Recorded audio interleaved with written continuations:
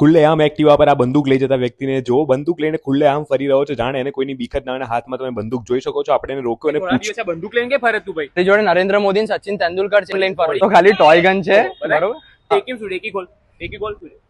નરેન્દ્ર મોદી, સચિન તેંડુલકર છે. આ ભાઈઓને વેકેશન પૂરું થાય છે તો એમના માટે ગિફ્ટ લઈ જઉં છું. એ બેન માટે કીચેન્સ લઈ જાઉં છું. જો એનિમે ફેન છે મારો ભાઈ, તો એના માટે ખાસ આપણે નારુટો લઈ જઈએ. આ બધું કઈથી લઈને આવ્યો તું? કઈ મળે? જો આપણે એલજી હોસ્પિટલ છે એની સામે આ છે હોલમાર્ક.